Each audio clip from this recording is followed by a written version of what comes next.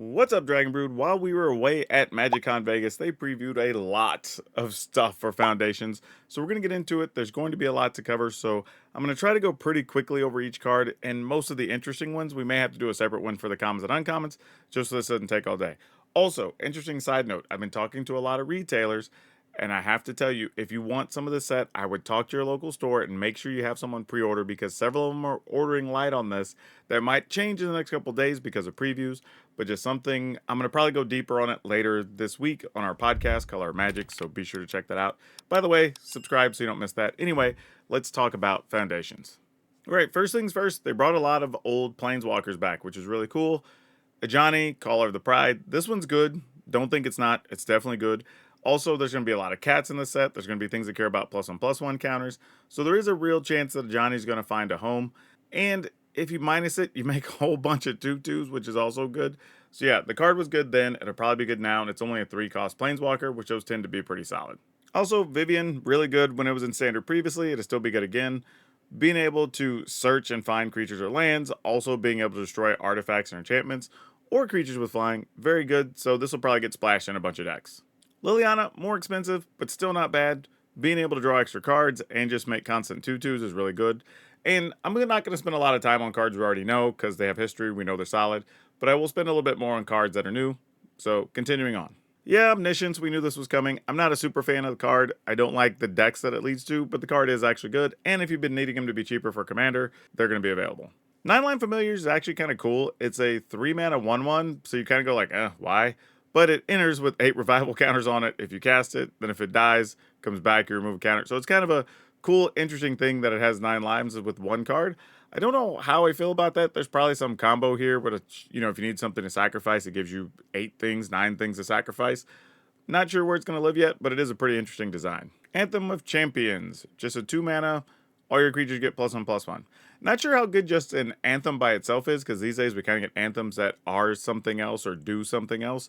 If you're in white-green, I could see how there's worlds where this will actually get played. Welcome back at Johnny's Pride Mate. This will fit into a few decks. All right, now here's a new one I have to read here. Arebo the First Fang, 3-mana 2/2. Legendary cat avatar, which is sweet. Other cats you control get +1/+1. When this card or another non-token cat you control enters, create a 1/1 white cat creature token. So this is actually a 3-mana 2/2 that makes another 2/2 because it's a 1/1 plus the 1/1, right? And then every other cat also. This card's great, actually. If I'm playing a cat's deck, this card's really good. For 3 mana, I get 2 2/2s, and then everything else also makes cats. Like, yeah, this thing's silly. Of course we're going to play this. By the way, side note, this has been crazy. There's like 4 versions of every card. So, just not sure if you're aware. Maybe something to just check out if you want borderless or not or whatever. There's different versions of everything. But Archmage of Runes. This is a 5-mana, so 3 colorless white or blue, sorry, for 3/6. Instant and sorcery spells you cast cost 1 less to cast. Whenever you cast an instant or sorcery spell, you draw a card. This also is a giant wizard, which is pretty cool because the wizard decks tend to be the decks that want to play a lot of instants and sorceries. So there might be a home for this. Like 5 mana for a 3/6 isn't the best, but it's also nowhere near the worst. And getting a discount on everything and also getting to draw cards, that's actually pretty powerful. Bloodthirsty Conqueror, 3 colorless black for a 5/5 vampire knight. Flying, death touch, whenever an opponent loses life, you gain that much life. I guess it's just going to be what black decks do now is gain, lose, half, whatever.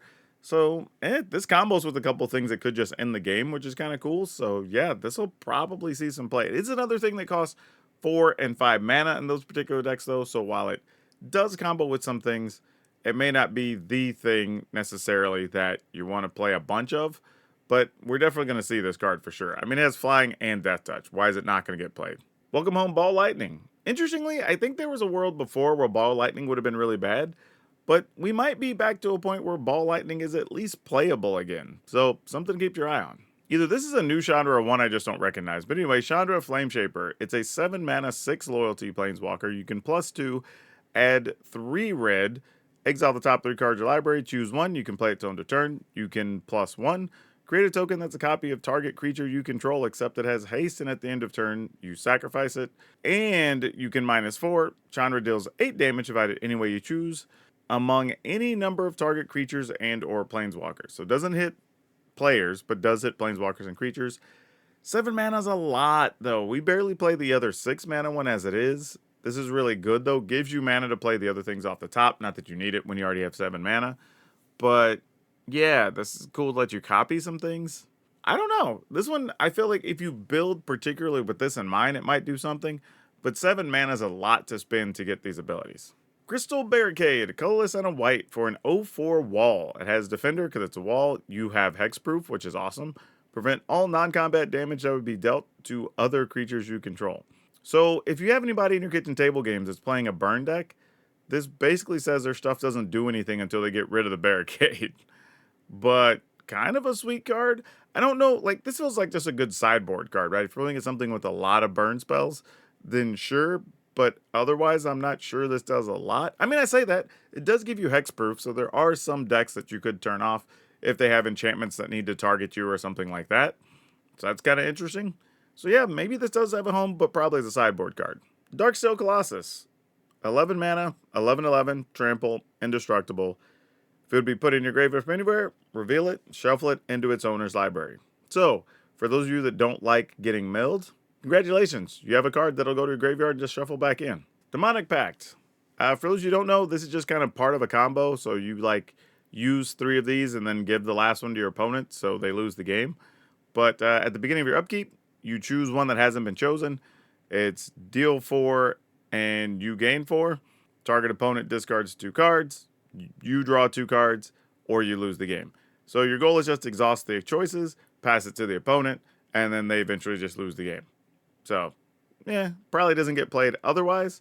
Unless, nah, I guess that's not true. If you have a way to sacrifice it, you could probably play it in some decks today, especially since it's enchantment and we have the stuff that cares about enchantments right now. Deathmark kind of caught my eye. It's 1 black, sorcery, destroy target green or white creature. We haven't had really these color hosers in a minute, and we decided to reprint these, so I'm guessing every color is going to get something that we'll see throughout these previews. Speaking of which, Devout Decree. It's a colorless and a white for sorcery, exile target creature, or planeswalker that's black or red, and you scry 1. So yeah, we're going to have a lot of this, I think. Hey, Elvis Archdruid, welcome back. 3 mana, 2/2, other elves you control get +1/+1, and then you tap to make extra mana for each elf.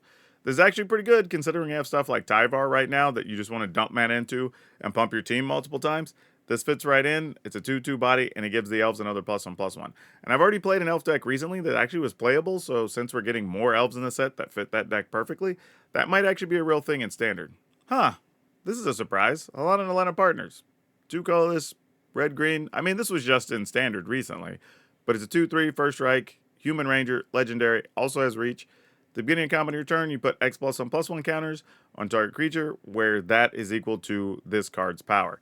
Just a good card all around, honestly. Kind of surprised to see it in the set, but really cool. Not sure what that means about the rest of the set, but really awesome that this card's getting reprinted. Gilded Lotus, nothing super exciting. You get to tap it for 3 mana. Usually, if you're playing it, you're trying to do something degenerate with it, but cool that it's around. Herald of Eternal Dawn, 4 white, white, white. So 7 mana for a 6/6.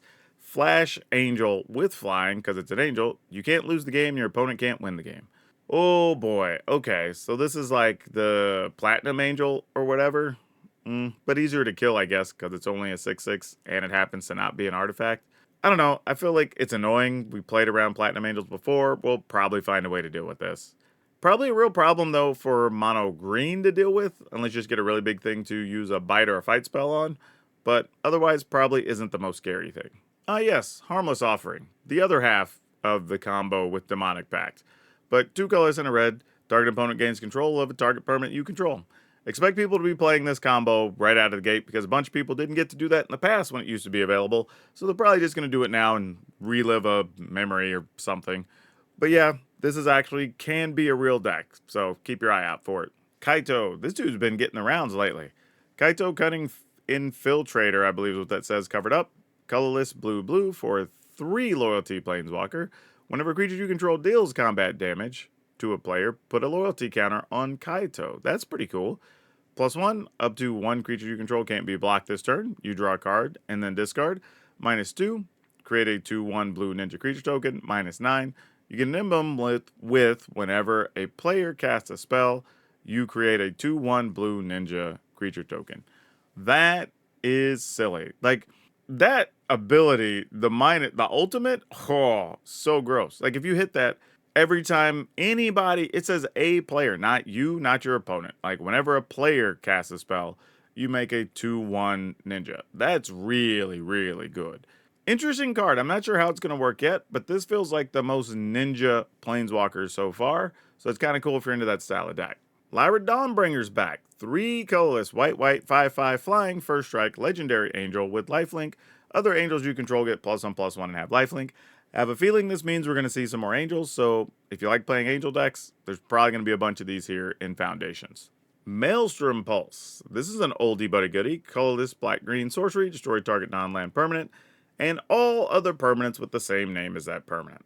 Really good for getting rid of some tokens, but just kind of a useful card, honestly. Wake Up Honey, new Hydra just dropped. Mossborn Hydra, 2 colorless and a green. It has trample. This creature enters with a +1/+1 counter on it. Just one? Then whenever a land you control enters, double the number of +1/+1 counters on this creature. That makes sense. So this is actually more of a landfall card than a Hydra card, but it is pretty powerful. Could go into some +1/+1 decks. There's a lot going on with this. It'll probably be fairly popular, I imagine. Yo, hold up. Moldatter. This is just a 1/1 for 1. If your opponent plays a black or a blue spell, you put a +1/+1 on this card. If this is what green gets, while the others get like Deathmark and whatever, like, we could have done better. We hadn't seen the rest of the set yet, but I'm saying right now, we could do much better than this to keep balance. Niv Mizzet Visionary, 4 colorless, blue, red, so 6 mana for a 5/5. Legendary creature, dragon wizard with flying. You have no max hand size. Whenever a source you control deals combat damage to a player, you draw that many cards. That's pretty cool because it just says a source you control, not creature, not whatever, but it does say non-combat damage. So, if you have to ping your opponent or do something else. But kind of cool. I mean, nothing crazy because you have to work for the extra cards, but it's kind of neat. I don't know how much it'll get played. I feel like we tend to have Niv Mizzet decks that people build, but they aren't too dominant in the format. So it might end up being one of those decks that you just play like 2 copies of it if it works, but kind of cool that it's around. Phyrexian Arena.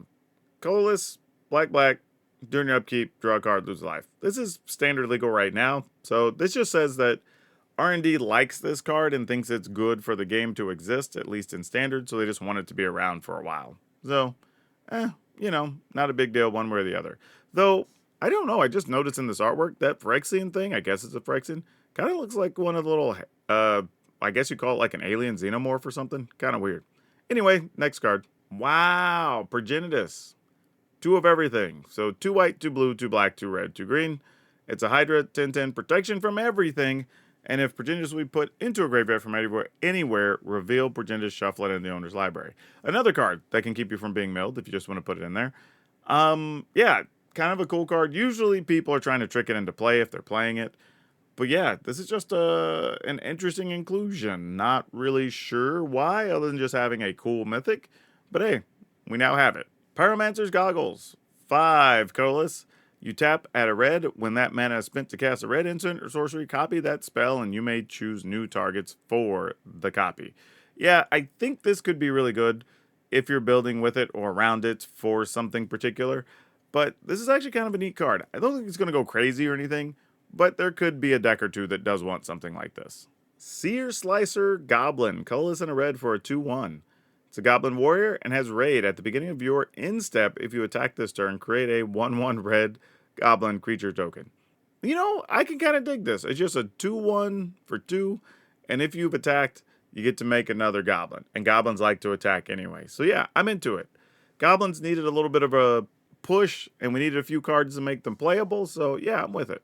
Interesting, because we're including classics, I guess. Sarah Angel's back, but I wouldn't expect her to be a key part of any of the Angel decks, especially when you have stuff like Lyra Dawnbringer for the same cost. But, it's here. Maybe it makes the cut every once in a while. 5 mana, 4/4, Flying Vigilance. Nothing too crazy. Also classic, Shivan Dragon. 4 colorless, red, red, 5/5. Flying, it has Fire Breathing, where you can pay a red and give it +1/+0 turn to turn. Honestly, we get so much for 5 and 6 mana in dragons these days. We're probably not playing Shivan Dragon, even if we're playing dragons, but it is cool that it's just an uncommon and not a rare eating up a major slot. Solemn Simulacrum, welcome back. 4 colorless, 2/2. When it enters, you search your library for a basic land, put it on the battlefield tapped, and then shuffle.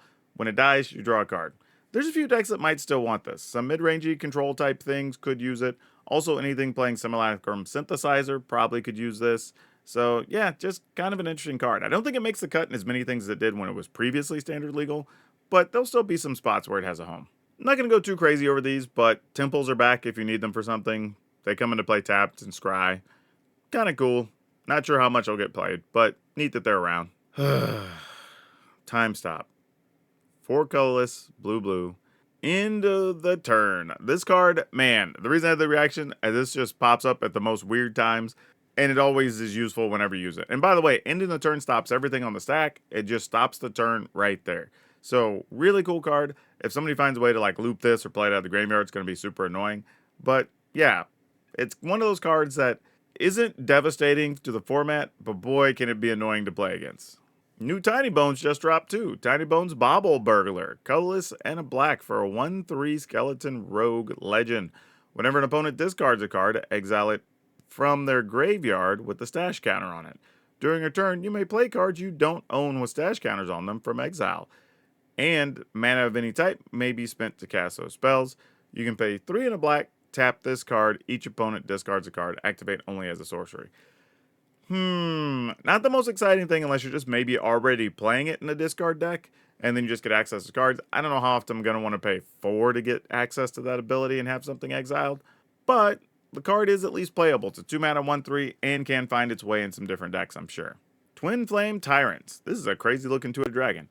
A 3 colorless 5/5, or 3 colorless red for a 5/5 dragon. It has flying. If a source you control would deal damage to an opponent or permanent an opponent controls, it deals double that damage instead. Wow. Just straight up if a source, not non-creature, not non-combat, not a spell, just anything that would deal damage to an opponent or a permanent an opponent controls deals double that damage. Like this has to be one of the chase cards in the set. I imagine so many commander decks are going to want this because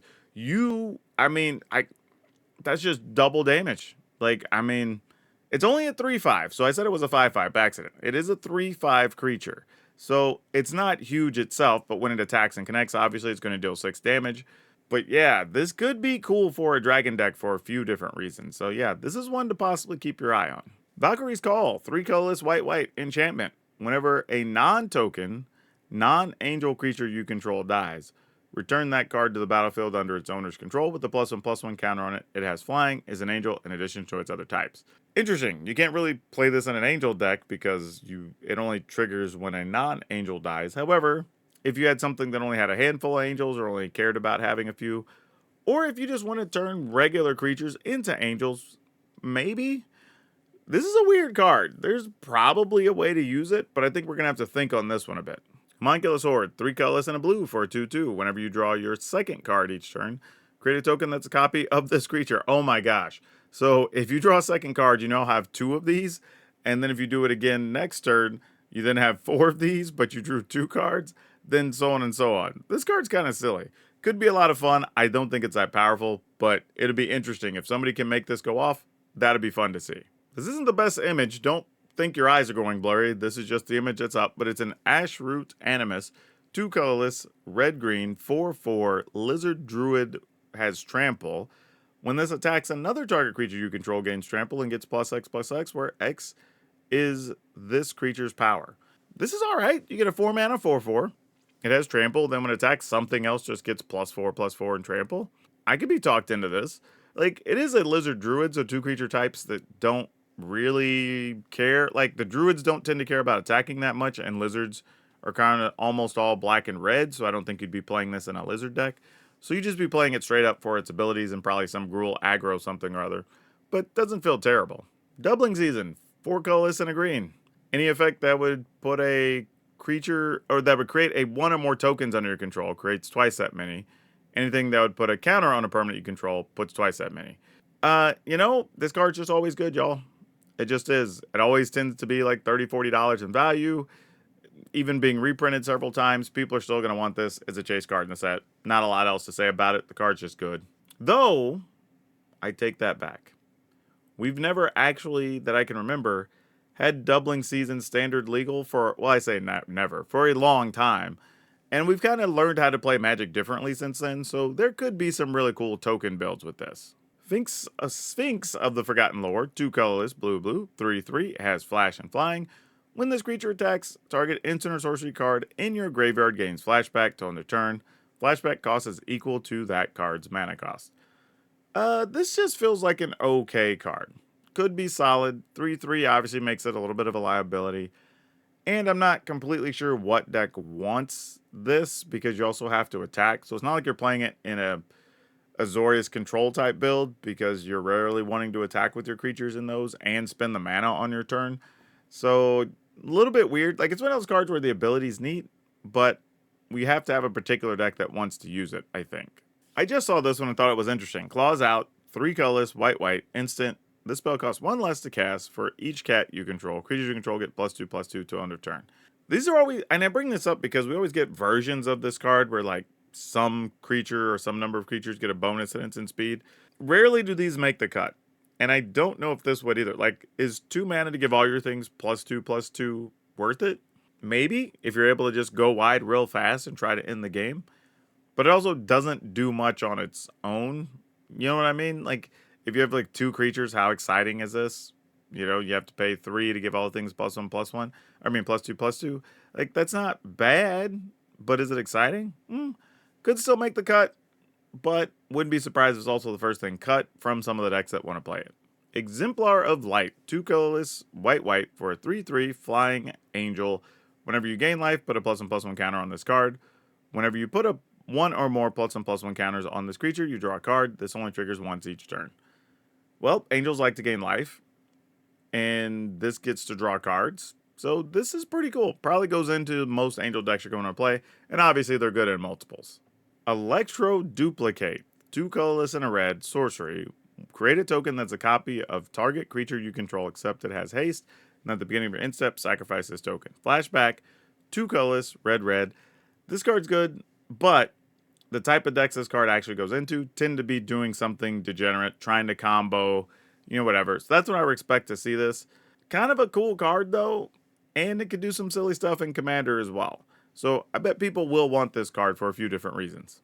Welcome back, Atali. Not sure how much you matter to Standard, but will continue to be cool in Commander. 4 colorless, red, red for a 6/6 Elder Dinosaur Legend.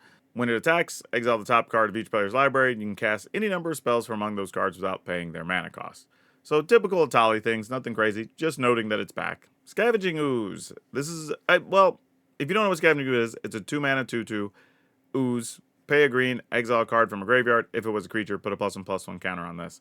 This is interesting because we recently got the raccoon that does the same, right? But it doesn't get bigger, but over time, if you remove 4 different cards, it gets +4/+4 in trample, so it's a 7/7.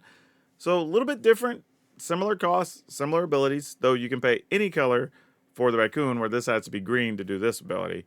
Not sure if this has a home anymore as long as we have the raccoon available, but we'll see. We'll see. Also, the raccoon I'm thinking of, I believe, is Keen-Eyed Curator. Muldrotha, the Gravetide, welcome back. 3 colorless, green, black, or blue, 6/6, elemental avatar legend. During your turn, you may play land and cast permanent card spell of each permanent type from your graveyard. Just all around good. This card will definitely get to see some play. Painful Quandary is back, and this doesn't get that much play as it is. 5 mana enchantment. Whenever an opponent casts a spell, that player loses 5 life unless they discard a card. Kind of a rough inclusion as a rare because we don't play a lot of it now, so it probably didn't need to be reprinted, but it's fine. Lunar Insight, 2 colorless and a blue. Sorcery, draw a card for each different mana value among non-land permanents you control. Oh, this is a weird one. So if you have casting costs of things on the table that are 2, 3, and 4, then you get to draw 3 cards for 3 mana. I don't know if I like this card, because I don't know of a lot of decks that are going to have a wide spread of cards where this is ever going to draw more than 3. So 3 mana for 3 cards is good value. 3 mana for 2 cards is meh. And it's a sorcery. I don't know how I feel about that. I'm probably passing on this more often than not. Oh, something interesting to note, because Empyrean Eagle was here. Colorless, white, blue, 2/3, flying, bird spirit. Other creatures you control flying get +1/+1. I bring this up because we had some birds in Bloomburrow, and we didn't really know what to do with them because there wasn't quite enough of them. There's going to be some birds in the set, so that probably helps fill out some of that, which could be why we didn't get them in Boomburrow. Just something to note. Consuming Aberration is a reprint, 3 colorless, blue, black. It's a horror, which fits with other stuff from Dustmourn. Consuming Aberration's power and toughness are each equal to the number of cards in your opponent's graveyard. Whenever you cast a spell, each opponent reveals cards from the top of their library until they reveal a land card, then put those cards into their graveyard. So this is a good mill spell, a way to kind of like supplement your mill stuff, can just have a really big creature. It didn't get played a lot before. I wouldn't expect it to be played a ton now, because we have even some other cards that are even better for mill that we're not seeing. But it is just kind of an interesting card, and so gets played a bit in Commander. Scrawling Crawler, 3 colorless, 3/2, Phyrexian Construct. At the beginning of your upkeep, each player draws a card. When a player draws a card, that player loses 1 life. Oh, when an opponent draws a card. Okay. So this is a 3 mana 3/2. Everybody draws a card during your upkeep, but your opponent loses a life and you don't. You know, in Commander, if you're playing, what is it, Nekusar or something that wants people to draw and take damage, this is pretty cool. I would be interested to see how this works in Standard, because it's like a Howling Mine with bonus damage. So I'm trying to think about how many decks would otherwise play like a Howling Mine if it wasn't a 3/2 creature. Howling Mine also costs 2, I believe, instead of 3. So, I don't know. This is a weird one. I feel like it will get some play, but I don't think it'll be played heavily. Coma, World Eater, 3 colorless, 2 green, 2 blue. It can't be countered. It's an 8/12. It has trample and ward. And whenever Coma deals combat damage to a player, create 4 3/3 blue serpent creature tokens named Coma's Coil. Oh boy. 7 mana, can't be countered, 8/12.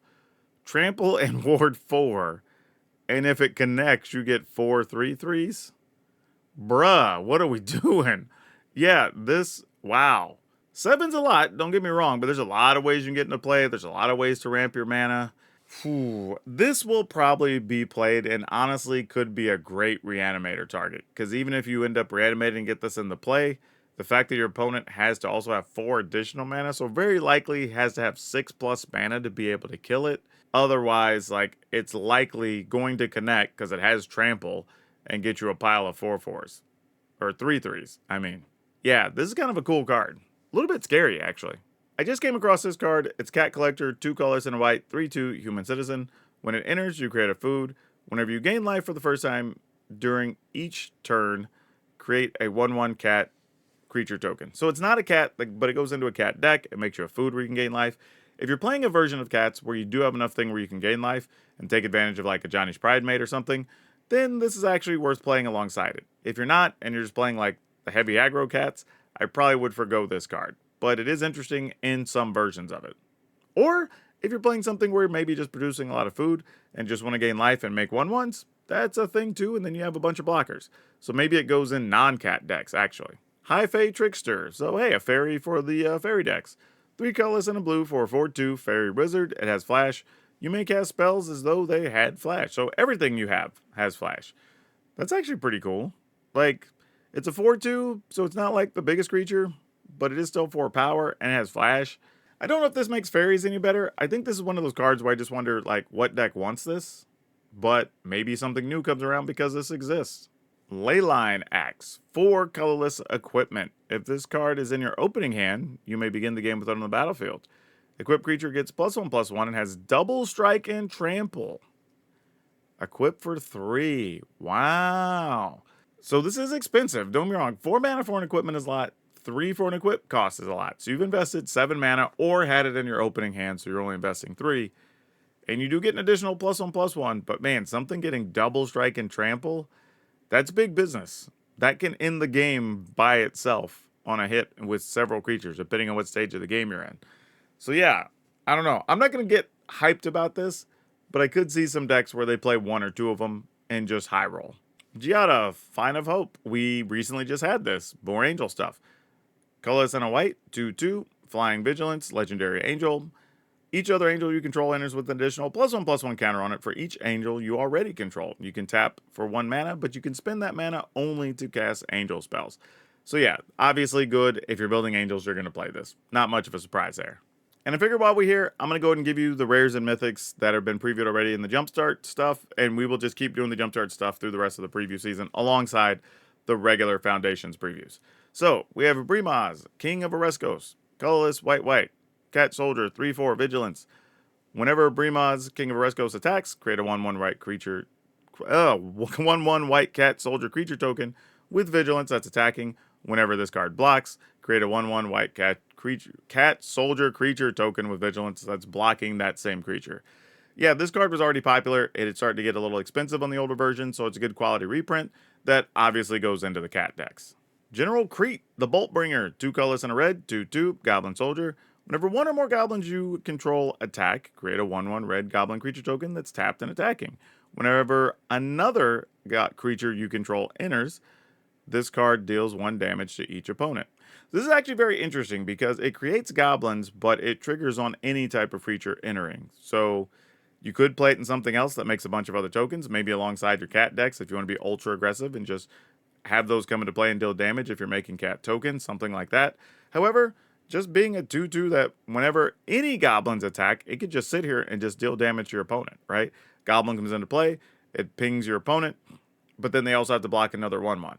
So, yeah, I don't have a problem with this. This is actually just a cool card. It has some neat looking art, too. Frontline Heroism, 2 colors and a red, enchantment. When this enters, create a 1/1 red soldier creature token, not a goblin, that has haste. Whenever you cast a spell that targets only a single creature you control, create a 1/1 red soldier creature token with haste, then copy that spell. The copy targets that token. Oh, this is interesting. So, enters the battlefield, it makes a 1/1. Then if you have any spells that target a single creature, that also makes another 1/1, but then the 1/1 also gets the copy targeted to it. Very weird card, I'm not going to lie. Not sure where we're playing this because a bunch of decks don't have a ton of targets, but this is a cool addition for mono red, right? You get a 1/1 soldier with haste, and then every card you play after that produces a second thing that automatically gets the copy attached to it. So while you can't play Leyline of Residence, this is actually not a terrible replacement. Generous Pup. Oh, it's cool. It's a cat bringing like his little bone or stick or whatever to the cats. But anyway, colorless and a white for a 2/2 dog. Vigilance. Whenever one or more counters are put on Generous Pup, put a +1/+1 counter on each other creature you control. This ability triggers only once each turn. Wow, if you're playing a +1/+1 counters deck, which I have one of those for a commander, this card's an auto include. Like, you put a counter on this, then everything else gets a +1/+1. And if they have any +1/+1 things that trigger, woo, this is cool. Yeah, this is a very cool card. And also not terrible in multiples, because if you have 2 of them, then one puts counters on everything else, and then the second one will also get a counter that puts counters on everything else. Each of them only triggers once each turn, so you'll only be getting 1 per Generous Pup, but that's still huge to just build your force by 2 every turn, or 3, or whatever. So yeah, cool card. Scythecat Cub, colorless and a green, 2/2 cat, trample, landfall. Whenever land you control enters, put a +1/+1 counter on target creature you control. If this is the second time this ability has resolved, double the number of counters on that creature instead. A less powerful card for +1/+1 counter decks, but still not terrible. When a land enters, you can put a +1/+1 on a thing. If it's like a fetch land or something, and another land enters, you could double the counters on stuff. So I think you would play this one, but you wouldn't lean on it as hard. However, if you play this alongside the Generous Pup, then you have a land come into play, you put the counter on the pup, all your other stuff gets counters, and then it gets kind of silly. But yeah, interesting. Interesting card. This list feels like it's not ending, but I'm going fast as I can to help y'all out. Shrewfus Sprout Sire, 2 colorless and a green for a 1/1 Saproling. It has trample. It's a legendary creature. Whenever a Saproling you control deals combat damage to a player, create that many 1/1 green Saproling creature tokens. This is interesting because not all Saprolings are very small, but if you're able to attack with something significant and hit the opponent, then you just get a pile more. This obviously is built for theme decks, probably for commander decks. I wouldn't imagine this is going to do anything in standard. Well, I guess it wouldn't anyway, because this is a Jumpstart card. But it's interesting. I think there are some decks that will want this, but I couldn't reasonably see this being a real expensive card. Though it having trample as a 1/1 is amusing, because you can work to pump it up to get all those extra Saprolings. Tycho the Patient Avalanche, 3 colorless and a blue for a 4/5 legendary turtle ninja. Very careful to have those in the right order. Tycho enters tapped. Whenever another creature you control leaves the battlefield, if it didn't die, scry 1 and put a counter on +1/+1 counter on Tycho. Whenever Tycho attacks, you may pay a blue or black mana. Whenever you do, target attacking creature can't be blocked this turn. So this is obviously a card that goes into a ninja deck. It's a legendary creature. It enters tapped, so you can't like get too crazy with the ability right off the bat. Whenever another creature you like, if you're bouncing ninjas, then you just get to put +1/+1 counters on this, right? Basically. Or if you're blinking your own cards for some reason. And then if this attacks, you can just make anything not blocked, which is probably itself. And then that could do some stuff too. So yeah, interesting card for sure. For sure. It does have to attack to trigger its other ability. So yeah, I don't know what to do with this. I feel like if you play ninja decks, this is just a cool card. Otherwise, you're probably not going to play that much attention to it. Vilis, Broker of Blood. 5 colorless, black, black, black. So 8 mana for an 8/8 demon creature. Legendary creature with flying. You can pay a colorless. Oh no, correction. Pay a black and pay 2 life. Target creature gets -1/-1 till end of turn. Whenever you lose life, you draw that many cards. So this isn't terrible, right? You can pay 3, give up 6 life, give something -1/-1, and then you would draw 6 cards effectively. Reasonable, kind of fun if you can trick it into play, but I don't think that you're going to see it get too much play. However, there's a lot of decks where you already gain life. If you're playing Commander, you have extra life to spend, and in those environments, it could be very good. So because of that, this is probably going to be like a $10 Commander card for a while. So yeah, interesting card to build with, though, for sure. Eidolon of Astral Winds, 2 colors and a white, 2/4 enchantment creature spirit. It has vigilance. Whenever this or another enchantment you control enters, choose target creature you control. Until end of turn, that creature has base power and toughness, 4/4 and gains flying. Not sure how strong this is. However, if you had something that made tokens that also counted as enchantments, you could probably do some pretty crazy stuff with this. This is one of the more amusing names we've seen in a while. The Dropkick Bomber. That almost seems like a wrestling thing. But anyway, 2 colors and a red for a 2/3 Goblin Warrior. Other goblins get +1/+1. Until end of turn, another target goblin you control gains flying. And then when this creature deals combat damage, sacrifice it. That's funny. So this gives all your other goblins a bonus, so a new goblin lord effectively.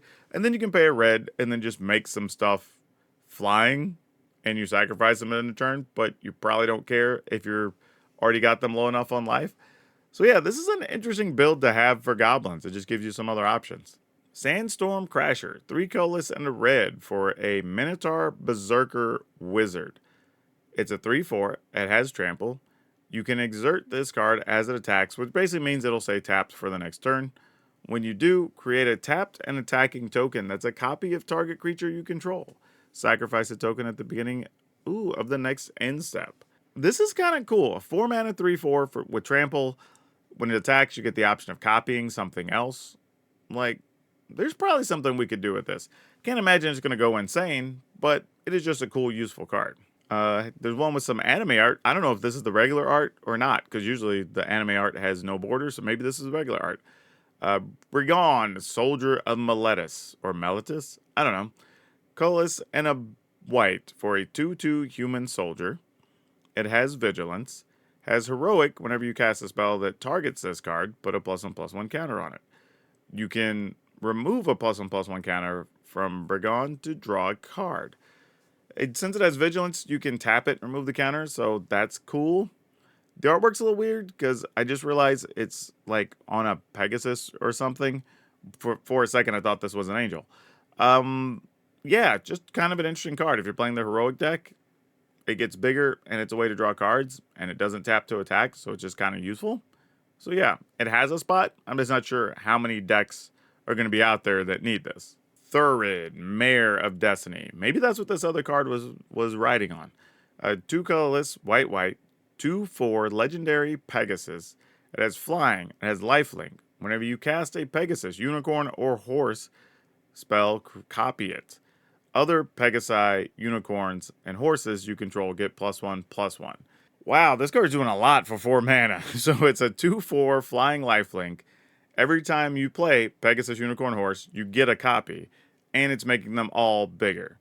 Yeah, this card's cool. If you're playing this type of deck, especially in Commander, this is the type of card you've been looking for those decks, for sure. And it has really sweet art. Almost like old school, like late 90s, like comic booky style stuff. Near div, Devious Diver, 2 colorless and a blue for a 2/2 Merfolk Rogue. Whenever this card becomes tapped, target player mills cards equal to its power. Whenever you cast a spell from your graveyard or activate an ability of a card in your graveyard, draw a card and put a +1/+1 counter on this. Nothing too crazy, sort of tells you what it wants to do, right? You mill your opponent when it taps. If you're playing stuff out of your graveyard, this card gets bigger and you get to draw cards. Like, it can fit a couple of different builds. Probably the second ability is going to be more common that people are going to want this card for, but still not bad and could find some home in a few places. Plagon, Lord of the Beach, 2 colorless and a blue for a Starfish Wizard. 0/3. When it enters, draw a card for each creature you control with toughness greater than its power. You can pay a white or a blue, tap target creature you control, or target creature you control assigns combat damage equal to its toughness rather than its power. Basically, this goes in what we call the big butts decks, right? The decks that care about your creatures having bigger toughness and power, and then switching power toughness to be able to deal damage during combat. So this probably has a home there. I don't know if those decks are looking for something like this. I haven't seen anybody play one of those in a minute. But if they are, this is a good inclusion. Poljamar, Illusionist, 4 colorless, blue, 4/5. Legendary Human Illusion Wizard. Has flying. When it enters, choose a creature type. Draw a card for each creature you control of that type. It kind of doesn't do anything after it comes into play. So you're paying 6 mana for a 4/5 flyer. I'm saying it's not like it's a small creature. It's a 4/5 flyer, mind you. Let's say you draw, I don't know, even if you're playing a theme deck. Let's say you're playing Wizards. You draw like 4 cards, maybe, and then it's just a 4/5, which I say just a 4/5. I think because we're seeing so many fun abilities on other thing, we kind of want more out of this. But this is playable. If you're playing a Wizard deck, this is cool. Could reload your hand, give you some more instants to trigger some things. So I don't want to sound like I'm hating on it too much. It does have a home. Just kind of expected it to do a little more when I saw 6 mana, but it's not bad. Ophelia, Viper Whisperer, colorless and a black for a 1/3 legendary Gorgon Assassin. It has Death Touch. Whenever it attacks, you can pay a colorless and either green or black. If you do, create a 1/1 black snake creature token with Death Touch. You can pay 4 colorless and a black until end of turn. Whenever one or more Gorgons and or snakes you control deal combat damage to a player, that player loses half their life rounded up. As again, this is the new black thing, losing half your life. You know, this is actually fine. There's assassins have needed some other good cheap creatures. We also know if you're playing any casual or commander formats, there is the stuff from Assassin's Creed that cared about assassins. So lots of options for this to actually have a home, and both these abilities are actually kind of solid. Evereth, Viceroy of Plunder, 2 colorless and a black for a 2/2 Vampire Soldier Legend. Also, side note, looking at all this artwork, is this maybe to prime us for Final Fantasy and getting used to see this style of anime artwork? Possibly. Just something to think about. Anyway, this card has flying. Sacrifice another creature or artifact. Put a +1/+1 counter on Evereth, Viceroy of Plunder. If the sacrifice permanent was a treasure, this card gains lifelink until end of turn. Activate only as a sorcery. Whenever this card dies, you can pay a colorless and either black or red. When you do, Evereth deals damage equal to its power to each opponent. I mean, we did recently go through some vampire decks that cared about like having blood tokens and stuff, so this could work there. But I don't know how many vampire decks actually want to play this because they're not too heavily artifacts based. You can sacrifice another creature though, which also triggers. So maybe it's a one-of inclusion with some upside, but I'm not sure how excited about it. I feel like I'm missing something very important on this card because I'm not excited about it. Fumulus the Infestation. This card is weird looking. 3 colorless and a black for a 2/2 Vampire Insect Legend. It has flying. It has Death Touch. Whenever a player sacrifices a non-token creature, create a 1/1 black insect creature token with flying. Whenever an insect, leech, slug, or worm you control attacks, the defending player loses 1 life and you gain 1 life. So you get free 1/1s if an opponent... Oh, if a player, not even opponent, if a player sacrifices a non-token creature. Oh, but it does have to be non-token. Yeah, I feel like we have to work a lot to get the benefit out of this card. I mean, I guess there's enough insects and worms that you could make that a thing to drain your opponent when you attack, but I'm not totally feeling it here. I feel like this costs too much for what we get otherwise. Though, it does have flying and death touch and will probably keep your opponent from attacking for a minute. Rev, Tithe Extractor, 3 colorless and a black for a 3/3 legendary human rogue. Whenever you attack, target creature gains death touch till end of turn. Whenever one or more creatures you control deal combat damage to a player, create a treasure token. Then look at the top card of that player's library and exile it face down. You may cast that card for as long as it remains exiled. So it only triggers once a turn, because not for each creature, when one or more creatures you control deal combat damage. So you would get a treasure, get to exile their top card. Obviously, it's giving you treasure, so you'll be able to play those cards because they're not free. They don't let you use any color mana. So that's actually fine. Giving something death touch makes somebody not want to block it, so I get what they're doing there. But yeah, this is fine. I feel like there's easier ways to get access to your opponent's cards, but it's fine. That's like the most I could say about it. Gornog, the Red Reaper. That sounds so awesome. 2 colorless and a red for a 2/3 Minotaur Warrior Legend. It has haste. Cowards can't block warriors. That's funny that it's come back up in text. Whenever one or more warriors you control attack a player, target creature that player controls becomes a coward. Attacking warriors you control get +X/+0, where X is the number of cowards your opponent controls. So whenever one or more warriors you control, assuming you're playing a warrior themed deck, target creatures that player control. Oh, so it just becomes a coward. It's not even like till end of turn. So I was wondering how these work. For something in my head, I thought it was like a token or let them become a coward till end of turn. It just becomes a coward. That's actually pretty cool. Yeah, if you're playing a warrior deck of some kind, go for it. Nope, Elf Commander's getting some more love here. A little bit expensive with Brawlios of Ferris Ban. 3 colorless, green for a legendary Centaur Scout. Power and toughness equal to the number of lands you control, which we know elves can ramp and get tons of land. And then when it attacks, you draw a card. Then you may play an extra land from your hand onto the battlefield. Not even tapped, which is kind of cool. Yeah, just kind of okay, but I could see some decks playing it. Also another elf, Dionysus Elvish Archdruid. 3 colorless and a green for a 3/3 legendary elf druid.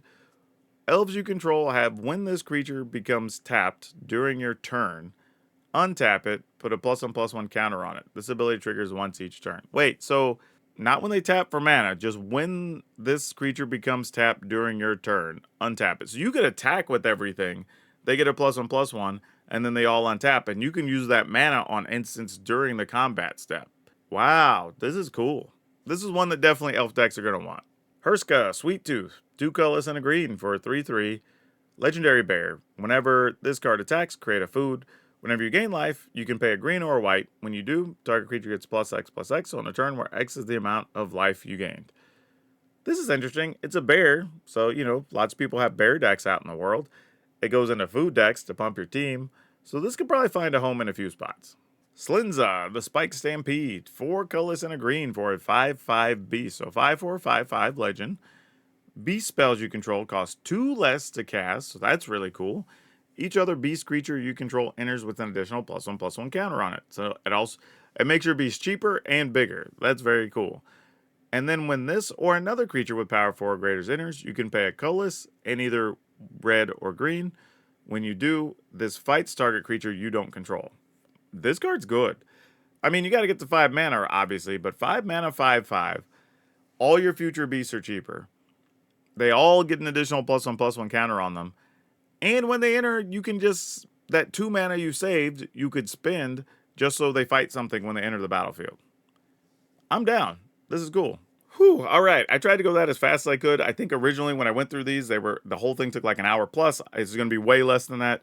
So I hope you all appreciate it and enjoy it. I'm going to try to keep up with these daily as we get previews. So go ahead, like, subscribe, all the good stuff so you don't miss it.